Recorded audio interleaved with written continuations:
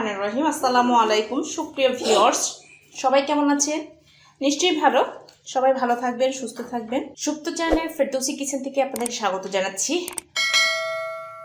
যারা আমার চ্যানেল নতুন তারা অবশ্যই প্লিজ আমার চ্যানেলটাকে সাবস্ক্রাইব করবেন, পাশে বেল আইকনে ক্লিক করবেন।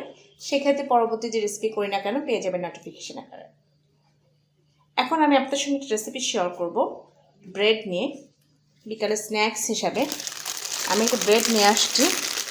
এখন এটা দিয়ে দেখা যাক কোনো একটা স্ন্যাক্স নাস্তা করা যায় কিনা বিকেলে। শীতের বিকাল অবশ্যই নাস্তা ছাড়া কেউ থাকে না, প্রত্যেকেই কম বেশি আমরা নাস্তা করি। তো আমি আজকে আপনাদের সঙ্গে একটা নাস্তা শেয়ার করব। চলে যাই নাস্তায়, সঙ্গেই থাকবেন। আমি এখানে 6 টুকরা ব্রেড নিয়েছি। এটা দিয়ে ইনশাল্লাহ নাস্তাটা করব। আপনারা কম বেশি করতে পারেন, যেহেতু আমরা 4 জন। খেতে যদি ভালো হয় তাহলে তো অবশ্যই সবাইকে দিয়ে খেতে হবে। এর জন্য আমরা 6 পিস নিয়ে নাস্তাটা তৈরি করব। চলে যাব চুলাতে। এবার চলে আসলাম চুলায়, প্যানটা ভালো করে গরম করে নিয়েছি। এখন এতে ঢেলে দিব পর্যাপ্ত পরিমাণ তেল।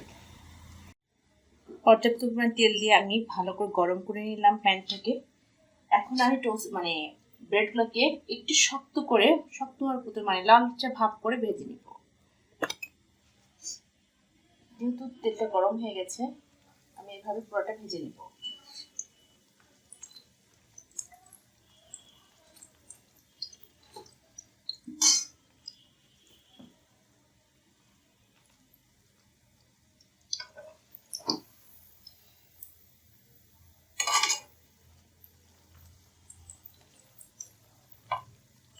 নেড়ে ভেজে নিতে হবে যেন পুড়ে না যায়, তবে যেন মচমচে হয় সেইভাবে টোস্টের মতো করে নেব আমি।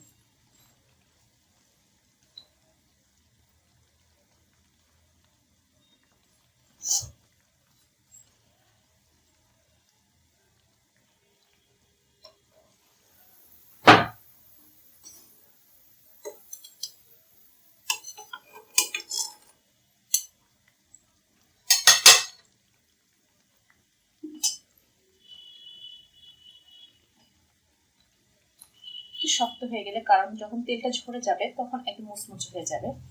মানে একদম মুচমুচে করা যাবে না, সামনে নরমাল থাকবে। আমি এটাকে এখন এটা দিয়ে তুলে নিই।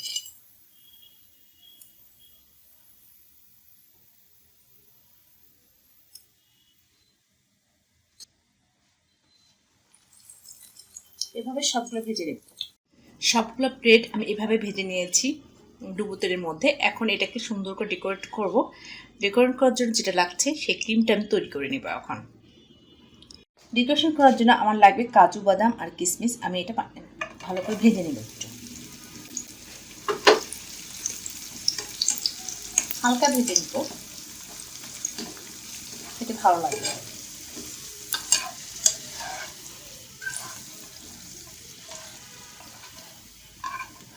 সবগুলো তুলে নিলাম এভাবে। কাজু বাদামটা ভেজে খেতে কিন্তু ভালোই লাগে। এখন এটাকে একটু গ্রেট করে নেব। প্যানটিকে চুলায় আমি আবার গরম করে নিয়েছি। এখন আমি ক্রিম তৈরি করে নিব। এর জন্য করতে হবে আমাকে লাগবে চিনি আর গুঁড়া দুধ।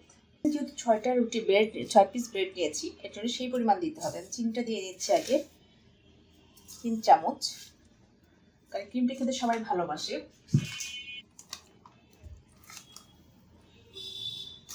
দিয়ে দেবো বড় চামচের 2 চামচ।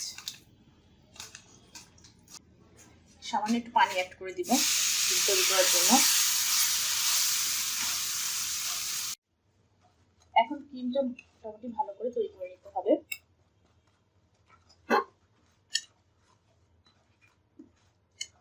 ভালো করে মিক্স করতে হবে এটাকে, একদম মিডিয়াম আছে এটা করতে হবে। এদিকে যে আমি এটা ভিজে রেখেছিলাম এটাকে এখন ব্লেন্ড করে নেব। চিনিটা যেন ভালোভাবে গলে যায় আর দুধটা যেন সম্পূর্ণ ভালো করে মিশে যায়, এই জিনিসটা খেয়াল করতে হবে অবশ্যই।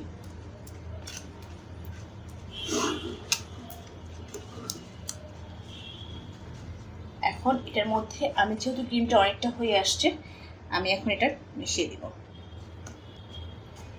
জাস্ট ক্রিমটা যদি আমি ব্রেডের ওপর দিই খেতে ভালো লাগবে।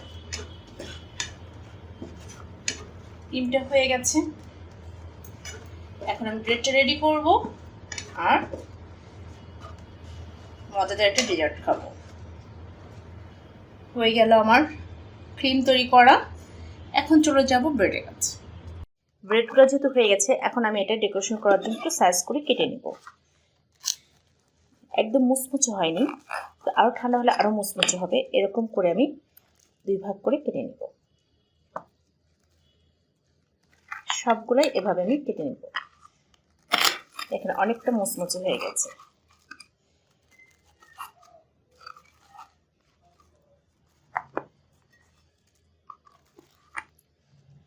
যদি টোস্টার থেকে টোস্টার দিয়েও করতে পারেন, তবে আমার মনে হয় এভাবে করলে ভালো হবে। যেটা আমি এভাবে করি, সবগুলো কেটে নিব। আমি এভাবে ব্রেডগুলো সবগুলো কেটে সাইজ করে নিয়েছি। এখন এটার উপর ক্রিম দিয়ে দিব।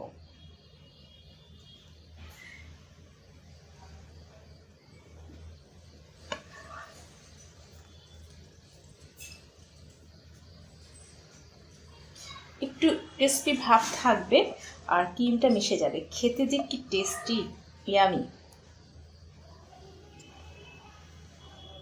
শেষ হয়ে গেল আমার এটা বিকালের স্ন্যাক্স বা পাউরুটি দিয়ে ডেজার্ট তৈরি করা। আপনারা অবশ্যই খাবেন বাসায় তৈরি করে। ভালো লাগলে like, comment, share, please subscribe করবেন। পাশে বেল আইকনে ক্লিক করবেন। সেক্ষেত্রে পরবর্তী যে রেসিপি করি না কেন পেয়ে যাবেন নোটিফিকেশন আকারে, সবার আগে পৌঁছে যাবে আপনাদের কাছে। আমরা বেশি বেশি খাবো, বন্ধু বান্ধব সবার সঙ্গে বেশি বেশি করে শেয়ার করব, আর কমেন্ট করতে ভুল করবো না। আমরা ভালো থাকবো, সুস্থ থাকবো। আবারও দেখা হবে অন্য কোন ডেজার্ট বা রেসিপিতে। আল্লাহ হাফেজ।